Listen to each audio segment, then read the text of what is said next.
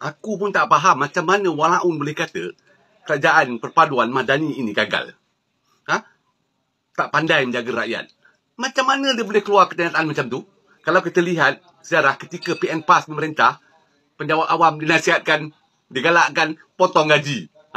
Tapi Datuk Seri Anwar Ibrahim apabila mengambil tumpuk pimpinan negara, yang dipotong bukan penjawat awam, yang dipotong adalah gaji menteri-menteri 20%. Nampak? Manakala rakyat, penjawat awam dinaikkan gaji berlipat kali ganda. Nampak? Ditambah pula dengan inisiatif bantuan-bantuan yang tertentu. B40 lah, apa pelbagai bantuan telah diturunkan. Dekat mana perpaduan ini gagal? Ini aku pelik ni walau ni. Jadi orang ni pandai ke? Apa ni? Sebab tu rakyat Malaysia semua yakinlah dengan perpaduan. Kalau kita kaji, kalau kita halusi, kita cari kebenarannya, perpaduanlah yang terbaik. Datuk Seri Anwar Ibrahim sebagai Perdana Menteri, dialah Perdana Menteri terbaik untuk Malaysia. Percaya dan yakinlah. Kalau diberi ruang, masa yang panjang untuk beliau memerintah dengan tanpa diganggu, aku sangat yakin. Bank Dunia pun dah nyatakan tahu, 2028,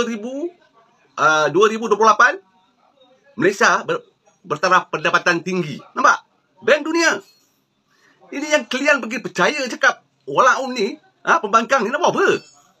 Yakin dengan kerajaan, percaya dengan pimpinan Datuk Seri Anwar Ibrahim, ini penting. Kita sama-sama dengan Datuk Seri Anwar Ibrahim memajukan negara, walaupun kita tidak sehebat Datuk Seri Anwar Ibrahim, tapi Datuk Seri Anwar Ibrahim perlukan sokongan padu daripada rakyat Malaysia untuk beliau terus memajukan negara kita.